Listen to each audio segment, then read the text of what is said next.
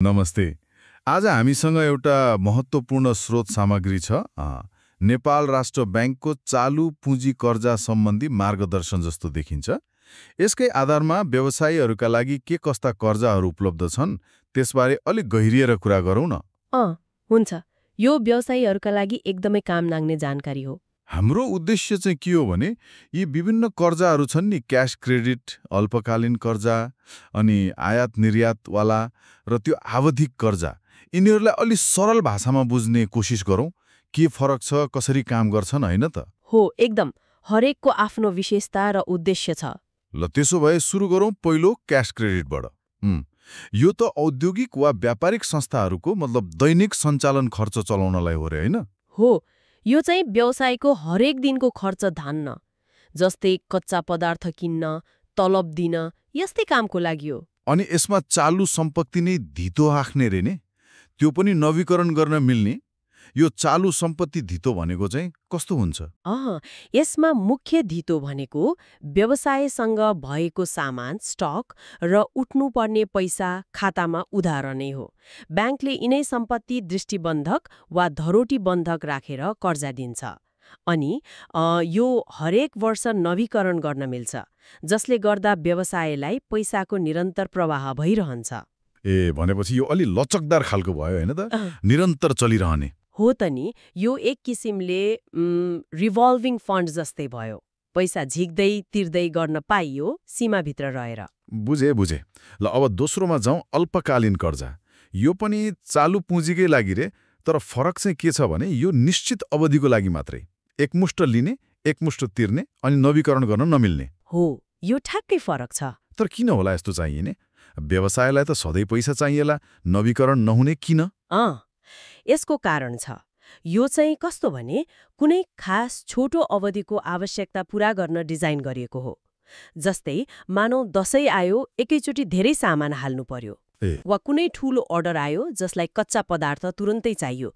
यस्तो बेला यो कर्जा लिने, त्यो काम सकाउने अनि कर्जा तिर्ने, यो खास प्रयोजनका लागि भयो क्या। है, मतलब निश्चित कामको लागि मात्रै, त्यो सकिएपछि सकियो। हो, ठ्याक्कै। यसको उद्देश्य नै अल्पकालीन हो। नवीकरण नहुने प्रावधानले त्यही कुरालाई जोड दिन्छ। क्याश क्रेडिट जस्तो निरन्तर चलिरहने होइन यो। स्पष्ट भयो। ल अब तेस्रो प्रकार आयात निर्यातसँग सम्बन्धित कर्जा। यो त नामैले अलिअलि बुझिन्छ, विदेश व्यापार गर्नेहरूका लागि होला। हो, अन्तर्राष्ट्रिय व्यापारमा संलग्न व्यवसायीहरूका लागि हो यो। यसमा प्रतीत पत्र, एलसी अनि त्यो ट्रस्ट रिसिट भन्ने कुरा पनि आउँछ रे। यो अलि प्राविधिक सुन्नियो, के होला नि सजिलो भाषामा? म भन्छु। प्रतीत पत्र मतलब लेटर अफ क्रेडिट वा एलसी। यो चाहिँ कस्तो हो भने सामान किन्ने आयातकर्ताको ब्याङ्कले सामान बेच्ने निर्यातकर्तालाई पैसा तिर्छु भनेर दिने ग्यारेन्टी हो। यसले गर्दा विदेशको विक्रेता ढुक्क हुन्छ। ग्यारेन्टी जस्तो हो। अनि ट्रस्ट रिसिट चाहिँ सामान आयात गरिसकेपछि ब्याङ्कले एलसी अन्तर्गत पैसा तिरिदिएपछि त्यो सामान बन्दरगाहबाट छुटाउन आयातकर्तालाई दिइने कर्जा हो। यसमा आयातकर्ताले यो सामान बेचेर तपाईँको पैसा तिर्छु भन्ने विश्वासमा, मतलब ट्रस्टमा सामान चलाउन पाउँछ। ब्याङ्कको नाममा धितो नै हुन्छ त्यो सामान। सामान चलाउन पाउने तर पैसा तिर्ने शर्तमा। यी दुवै कर्जाहरू पनि खास व्यापारिक कारोबारसँग जोडिएका हुन्छन्। त्यो कारोबार सकिएपछि चुक्ता गर्नुपर्छ, त्यसैले यिनीहरू पनि नवीकरण हुँदैनन्। बुझियो। अन्तर्राष्ट्रिय व्यापारको आफ्नै प्रक्रिया र कर्जा हुँदो रहेछ। अब जाउँ चौथो र अन्तिम प्रकारमा, चालु पुँजी प्रयोजनको आवधिक कर्जा। यो चाहिँ अलि फरक छ है। अवधि 3 देखि 10 वर्षसम्मको लामो छ रे। हो, यो अरूभन्दा फरक प्रकृतिको छ। अनि यो व्यवसायको स्थिर चालु पुँजी आवश्यकताका लागि रे। यो स्थिर चालु पुँजी आवश्यकता भनेको के हो खासमा? किन यसलाई लामो अवधिको कर्जा चाहियो? यो एकदमै महत्त्वपूर्ण कुरा हो। हरेक व्यवसाय चल्नको लागि होइन, व्यापार कहिले धेरै होला, कहिले थोरै, तर पनि एउटा न्यूनतम स्तरको पुँजी चाहिँ सधैँ चाहिन्छ नि। जस्तै न्यूनतम स्टक त राख्नै पर्यो, होइन? केही कर्मचारीको तलब, अफिस भाडा, सामान्य प्रशासनिक खर्चहरू, यी त व्यापार होस् नहोस् सधैँ लाग्ने खर्च हुन्। आधारभूत खर्चहरू।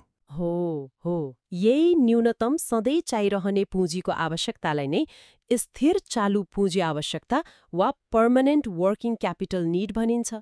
यो त सधैँ चाहिने चिज भयो नि त, त्यसैले यसलाई छोटो अवधिको कर्जाले धान्न खोज्नुभन्दा लामो अवधिको चाहियो।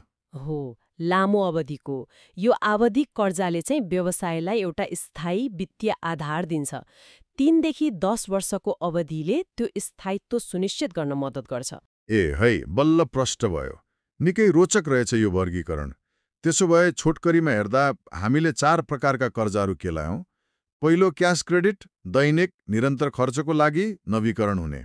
दोस्रो अल्पकालीन कर्जा, निश्चित छोटो अवधिको कामको लागि नवीकरण नहुने।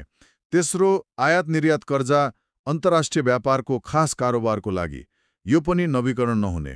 अनि चौथो आवधिक कर्जा, व्यवसायको त्यो आधारभूत स्थायी पुँजी आवश्यकता धान्नको लागि, लामो अवधिको। हो, एकदम सही सारांश। यी भिन्नताहरू बुझ्नु व्यवसायीका लागि आफ्नो आवश्यकता अनुसार सही कर्जा छनौट गर्न निकै महत्त्वपूर्ण हुन्छ। हो नि, वित्तीय व्यवस्थापनमा पक्कै सहयोग पुग्छ। निश्चित रूपमा। र यसले के पनि देखाउँछ भने केन्द्रीय ब्याङ्कले व्यवसायका विभिन्न खालका फरक फरक प्रकृतिका वित्तीय आवश्यकतालाई निकै सूक्ष्म ढङ्गले हेरेर नीति बनाएको देखिन्छ। सही कामका लागि सही वित्तीय औजार प्रयोग होस् भन्ने उद्देश्य स्पष्ट छ। तर यहाँ एउटा व्यावहारिक प्रश्न चाहिँ के उठ्छ भने खै ब्याङ्कहरूले र व्यवसायीहरूले पनि यो स्थिर चालु पुँजी आवश्यकता चाहिँ ठ्याक्कै कति हो भनेर कसरी हिसाब गर्छन् होला? हो त नि, त्यो कसरी नाप्ने? हो, त्यसको गणना गर्ने विधिहरू त होलान्, तर ती विधिहरू कतिको व्यावहारिक छन् अनि ब्याङ्क पिछे वा व्यवसाय पिछे यसको मूल्याङ्कनमा फरक पर्दा त्यसले कर्जा पाउन सजिलो गाह्रो हुने कुरामा र समग्र व्यवसायको वित्तीय स्वास्थ्यमा कस्तो असर पर्ला? यो चाहिँ अझै सोच्न र खोतल्न सकिने विषय हो जस्तो लाग्छ मलाई। एकदमै सान्दर्भिक प्रश्न। यो पक्कै पनि विचार गर्नुपर्ने कुरा हो।